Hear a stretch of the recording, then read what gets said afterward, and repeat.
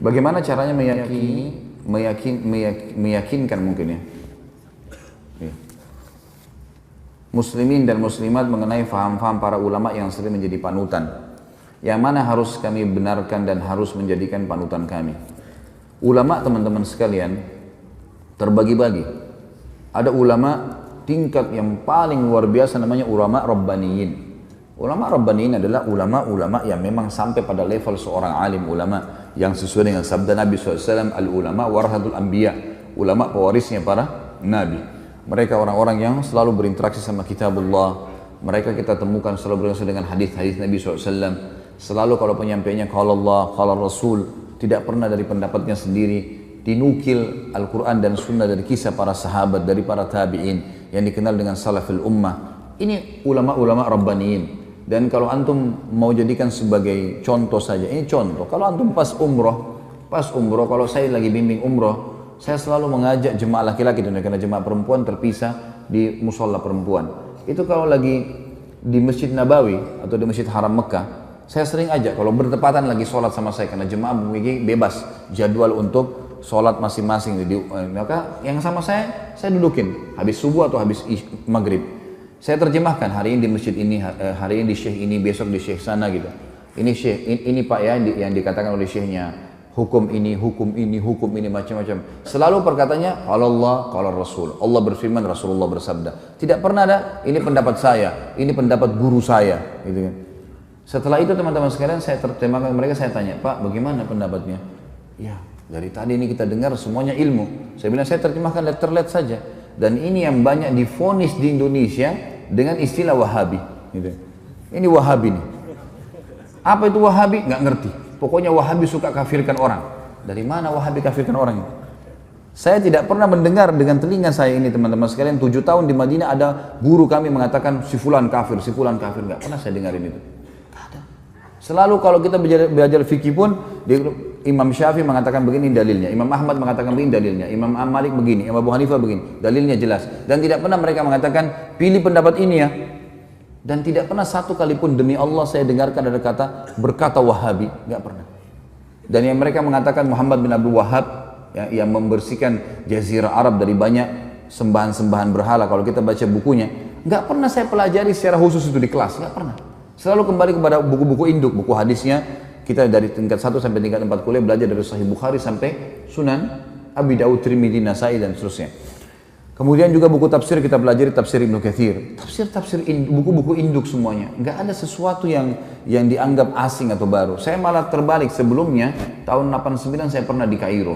Saya waktu di Al-Azhar malah saya temukan di sana, dan saya yakin teman-teman kalau ada yang pernah kuliah di sana tahu masalah itu. Itu kalau lagi mau belajar fikih misalnya, maka ditanya, siapa yang mazhab Syafi'i? Saya waktu itu sama sepupu saya angkat tangan. Silakan ke kelas sebelah, gurunya sendiri. Siapa yang mazhab Maliki? Angkat tangan. Waktu itu orang-orang mazhab Maliki banyak teman-teman dari Afrika. Angkat tangan. Kelas sebelah, gurunya datang, khusus materi fikih. Siapa yang mazhab Hanafi? Teman-teman dari Turki datang, pindah ke sana. Siapa yang mazhab Hambali? Oh, teman-teman dari Timur Tengah, banyak datang di situ. Jadi saya ini tidak pernah tahu Imam Malik, Imam Abu Hanifah, Imam Ahmad bilang apa. Yang saya tahu adalah Syafi'iyah. Bas, tidak ada yang tahu. Di Madinah beda sekali. Dan waktu saya masih sekolah waktu itu, tentu saya tidak berbicara sekarang ya, saya bicara di masa saya. Mudah-mudahan sekarang jadi lebih baik. Kalau saya waktu sekolah di Mesir dulu itu, saya duduk di kelas, di sebelah saya ada satu orang Komores ya, dari Afrika, sebelah saya lagi sepupu saya. Ya, dari Makassar, sama-sama dengan saya berangkat, anak paman saya. Satu kelas ini ada 47 orang. Nggak pernah kami ketemu kecuali di waktu tertentu.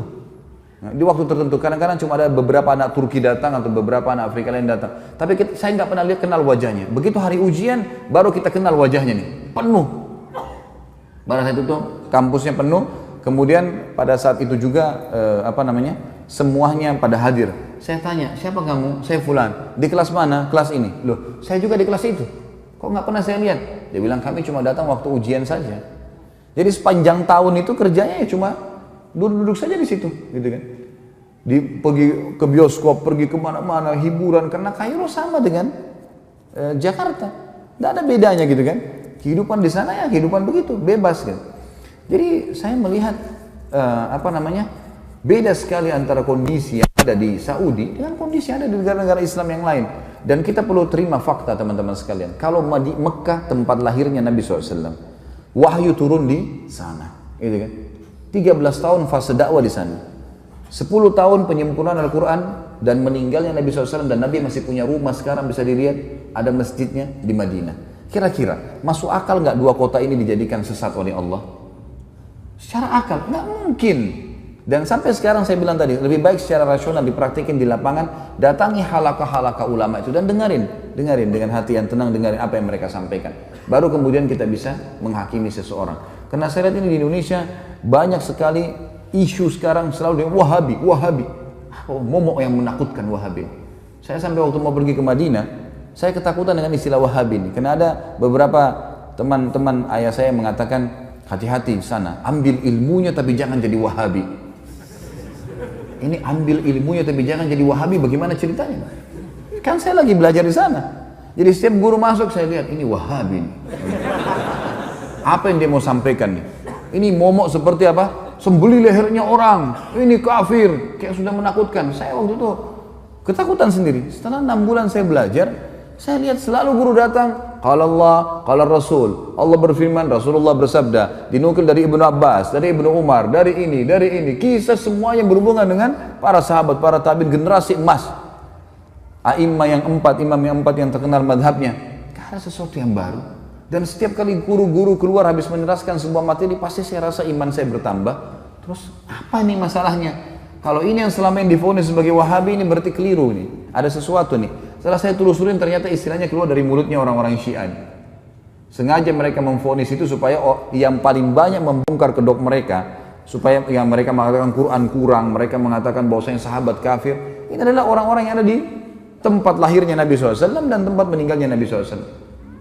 Pernahkah kita lihat teman-teman sekalian, pemerintahan Saudi sekarang merusak Masjid Haram dan Masjid Nabawi? Atau mungkin tidak mengurus rumah Nabi SAW, tidak mengurus Masjid Nabi? Terbalik, malah diurus, dirawat. Jemaah haji kalau masuk merasa tentram di sana, ibadah.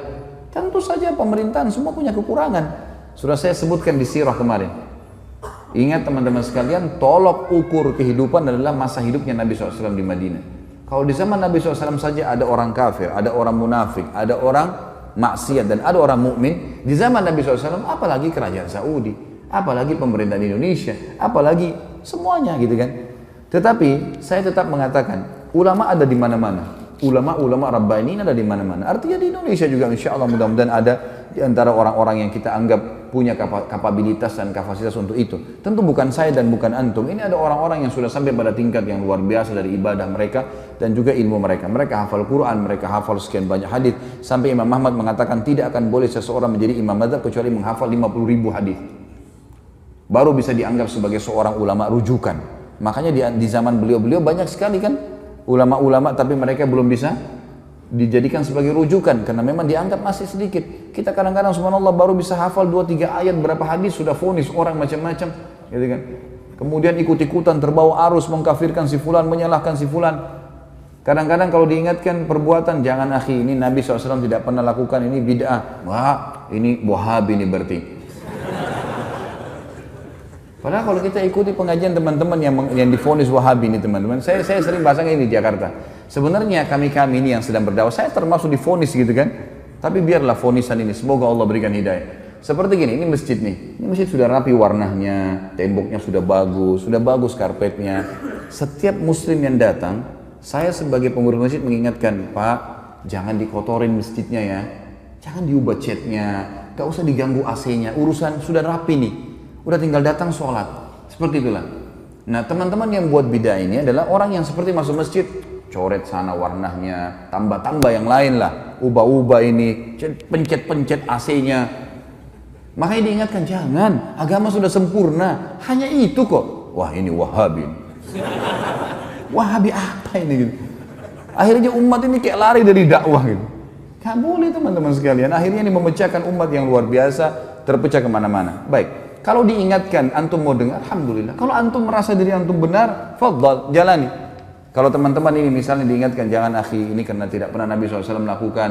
Enggak, tapi ini, fadhal, silakan. Tapi ingat, di muka bumi ini kita seperti orang yang sedang belanja di supermarket.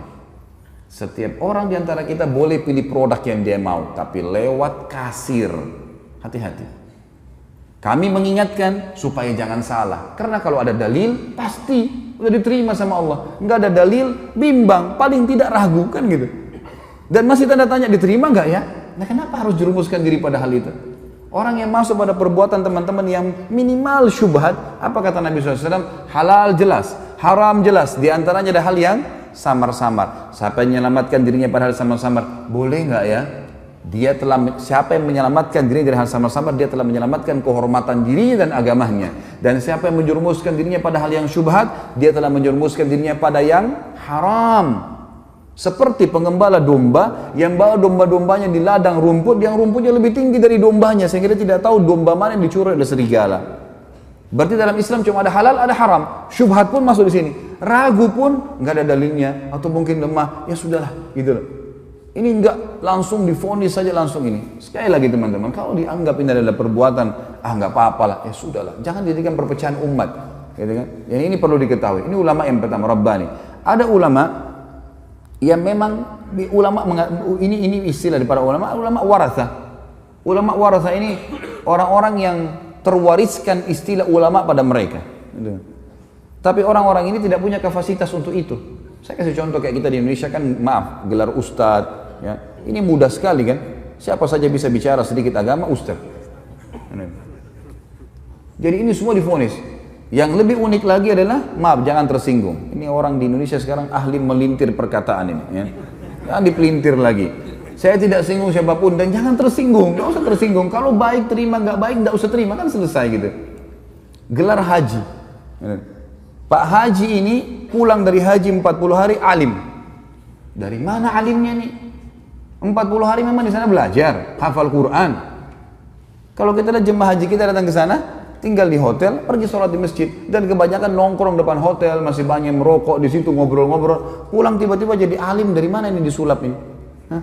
Bagaimana caranya bisa tiba-tiba berubah ini? Dan kita vonis, oh ini berarti seorang alim. Yang banyak terjadi di Indonesia, dan ini kita sayangkan sekali. Kalau khatib tidak hadir, baik silakan Pak Haji gantikan. Tentu semua Pak Haji silakan, tidak ada yang larang, asal dia punya kapasitas ilmu silakan. Tapi dia naik bicara. Banyak orang ini bisa terjadi fakta. Ya. Kemudian dia turun dari mimbar, dia tidak mau lagi mengatakan tidak tahu. Semua tahu. Dan yang jadi masalah pengikutnya fanatik, walaupun salah. Nah ini yang jadi hal yang luar biasa. Ini namanya ulama waratha. Ada orang kakeknya kiai, ayahnya kiai, anaknya jadi kiai otomatis. Dari mana ini otomatis? Ilmu itu harus dipelajari, nggak bisa. Kan itu. Ada yang ketiga, yang terakhir ulama su. Dan ini Nabi SAW sebutkan. Akan datang nanti satu zaman di mana umatku dipimpin oleh ulama su, ulama yang buruk. Kok ada ulama buruk? Apa maksudnya? Kata Nabi SAW adalah ulama yang memanggil umat ini pada kesesatan. Mereka diberikan julukan ulama, tapi mereka ngajak orang-orang untuk berbuat hal-hal yang dikarang-karang sama dia, buat cara ibadah sendiri, nggak butuh dengan syariat. Gimana caranya nggak butuh syariat?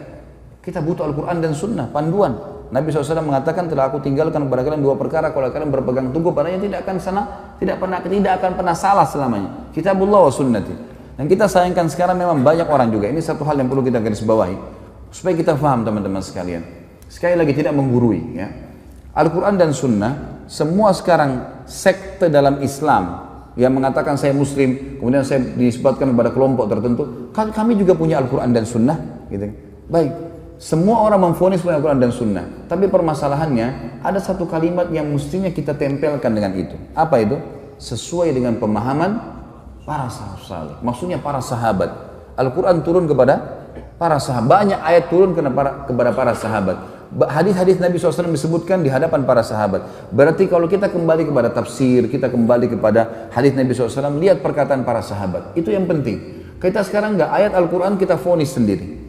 Banyak orang-orang yang akhirnya menyalahkan orang lain karena masalah ayat dibaca, oh ini maksudnya begini, sudah selesai, dihakimi sama dia. Atau ini hadis begini, kemudian langsung divonis sama dia. Padahal sebenarnya tidak kembali kepada pemahaman para sahabat. Ini yang Allahu a'lam, yang saya tahu akhirnya membuat umat ini banyak kemana-mana pemahamannya. Dan banyak di antara mereka mengatakan, ah itu kan zaman sahabat. Sahabat juga bisa melakukan, kenapa kita tidak? Tentu saja sahabat melihat Nabi SAW. Apalagi Khulafaur Rasyidin, gitu kan? Buktinya Utsman bin Affan boleh buat susun Al-Quran. Dan zaman Umar bin Khattab dijadikan tarawih 20 rakaat. Siapa mereka? Khulafaur Rasyidin. Kata Nabi SAW apa? Alaikum bisunnati wa sunnatu khulafaur rasyidin mahdiyyin min ba'di. Addu alaihi bin nawajid. Berpegang pada sunnahku dan sunnah khulafaur rasyidin. Antum masuk khulafaur rasyidin? Kan tidak kan? Nah, iya. Mau disamain perbuatan dia dengan Utsman bin Affan radhiyallahu anhu, dari mana ini? Tidak bisa ketemu. Ada dalil menjelaskan masalah itu kan? Berpegang teguh pada keduanya walaupun dengan gigi geraham kalian. Abu Bakar, Umar, Utsman, Ali yang disepakati khulafaur rasyidin, sunnah mereka yang kita ikutin. Perbuatan-perbuatan mereka, contoh yang mereka lakukan, bukan kita teman-teman sekalian, gitu kan? Jadi kita harus jangan tarik, oh itu buktinya sahabat bisa buat, kita juga bisa buat. Nggak bisa. Pada saat itu para sahabat ada, masih hidup dan mereka sepakati untuk itu. Ini yang perlu kita ketahui. Allahu a'lam.